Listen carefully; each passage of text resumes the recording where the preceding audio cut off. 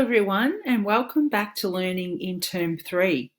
I have a range of interesting learning opportunities for you this term. To start off though, I just want to spend one lesson introducing you to a tool that we might utilise in our art and in other learning areas. I want to show you the Google web page or website tool, which allows you to create and manage the layout of your messages, your communication, your learning in a website format. So to do that, let's get started. Hopefully you're all logged on or about to log into your school Chrome account. And then once you're logged onto your school Chrome account, you can come up here and click on the Google Apps button that has the 9 dots and take your mouse, follow my mouse down to what is called the Google Sites. Now, if you don't see it automatically here, you might find it's a little bit lower. So go down, use that right-hand bar and see if it's down the bottom. Sometimes it's lower down. But I'm pretty confident that you'll find it in that first section, Google Sites. So click on that box, that app icon, allow it to open. And once you're there, I'm just going to follow my mouse and we're coming to go over to where it says create, and you'll have a create button on your page. It should be in the same approximate location. So click on create and we will be nominating in new sites and allow that to open. And there you have what you'll see in a moment once mine opens is a brand new website page. So this is one page of a potential website. Similar to your Google Slides or your Google Docs, this is a fresh page for you to populate. So today we're simply going to look at the creation of one page. And to do that, just as we label and name all of our other docs, let's come up to the untitled site name and give it a name. So just call it, I'm going to call mine Sally's web page. And I'll put the date in there just so that we know what the date is for the learning. We can find it easily. Now, coming down, you'll notice there's this large space here, this large dark space. This is a default banner color. I'd like you to change that. So actually, before we do that, let's just put a site name up here.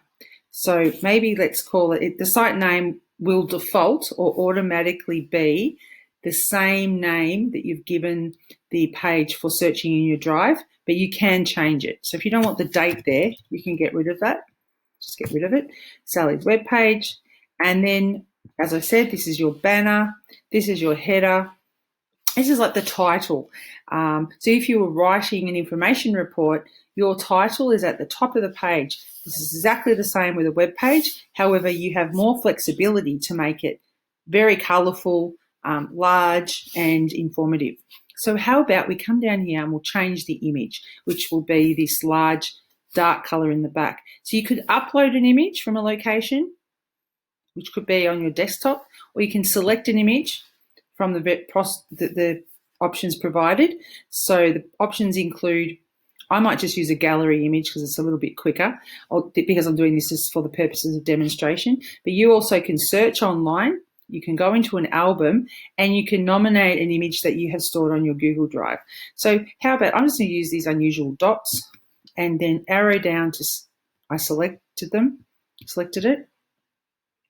And over here, I'm going to click on the header button for a moment because I'd like you to see how you can have, there we go, it needed to render, how you can have different sizes of banner. So over here you've got title only, which means the words written would be all that you see. I'm going to call this Sally's web page, because remember, I'm not being creative right now. I'm simply showing you how to use the interface. There we go. And go back to my header type.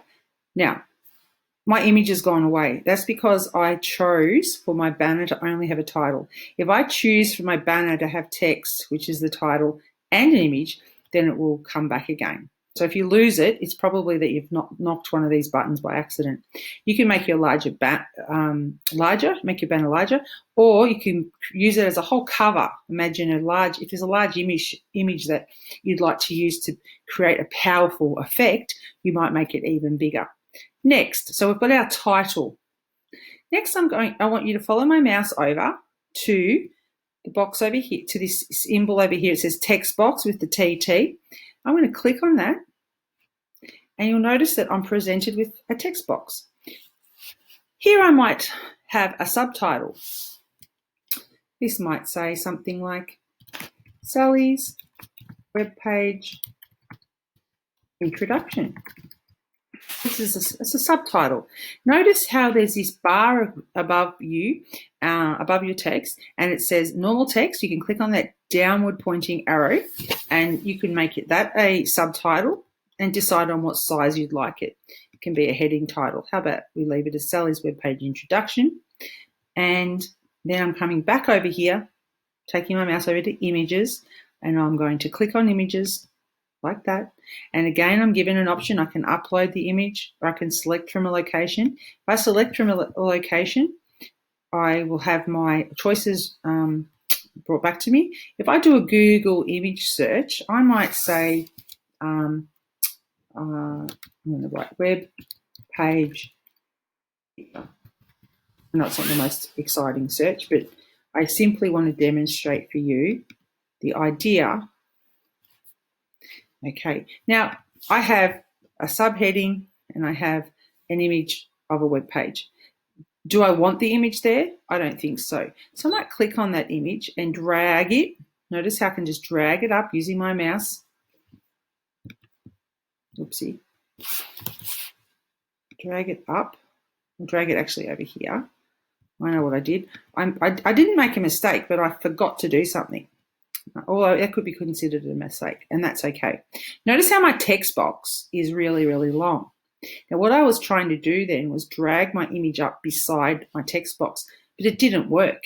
So what I need to do, and what you can do, if you would like to have text with an image beside it, is you need to take that blue dot there that controls the parameters or the space in which your text is sitting. So I'm going to click on that and I'm going to drag it in. Notice how it's moving slowly to the left. That means that I'm making my text box smaller, much smaller, and keep going across there. And once that's moved across, I can now drag and drop my image into that space, and it will sit alongside my subheading there. Now, I still think I need more text, and that image there may need to move over a little bit, so I can play with that. And you play around as well. That's what I'm going to get you to do in a moment. You can make your image larger to fill more of a space. Now, you might need to say something about your image. Your image might communicate a message by itself, but you could supplement that image with some text. So you might take another text box, or if you look down here, see how it says layouts? There are some layouts that have been created for you, so you don't need to drag and drop so many options. So what you could do is drag this layout. This layout here says there's a placeholder or a location for an image or a video, and then there's some text options underneath. So I'm going to drag and drop that one down, and notice how now I'm given the option. I can click to add an image from the web, from my drive, from YouTube. Let me click on YouTube and we'll see what happens. So, YouTube. So if I type in here, I don't know, I'm just going to write blue art because I like blue art, and I search, it might give me some options like your normal Google YouTube searches. Art with every blue art supply. That will do. Maybe I'll just choose this one. And then I will select or double click. Now, I've now inserted a video. That can be a video footage that you nominate and select from the internet, or it could be your own video that you make. And that might be a part of what you do with this website. You use this your website or your web pages to create your multimodal, meaning your combination of text, image, and video with color and shape to create a message, to create a mood, to create a style, to say something unique that speaks to people and comes from you. This is the point of having this communication mechanism. So I think what I'll do is show you one last option, which is themes. If you come over here, we can click on this tab, themes. What I'd like you to do in a moment when you start playing around a little bit more with the features is maybe choose a theme. I haven't chosen a theme today, but you can go along and decide that you'd like to choose one. You can change the theme after you've begun creating your site, as I did. If I go back to vision, quite like that vision, and click on the pink color and choose a font. There we go. That should, yes, we go. So all it's changing up here is my title banner and the font style. Okay. For the purposes of being complete and giving you a sense of completion for your first page, I am going to put one more text box just in here under my web. Okay, I'm going to move it up. Where'd it go? Click to edit the text. Notice how it's a long bar again, but I only want it to be half the page. So there we go. It's too narrow now. See? Make it a little bit wider. This is the fiddling around that you can do in your own time. I don't want to take up too much of your time, but you know you can be pausing this as we go and just pause and stop me and then follow along. So I've just dragged and dropped that text box up underneath my site heading, and this is where we might write some text which explains or shares our thoughts and opinions and learning. Drag it out a bit more. So what I'm going to do, I'm going to stop now and stop the video.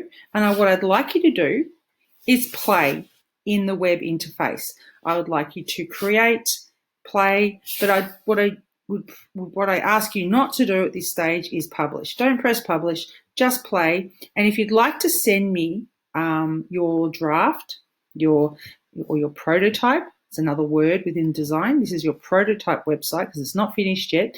You could click on the site address, copy it, and send it to me in an email, and I can give you some feedback.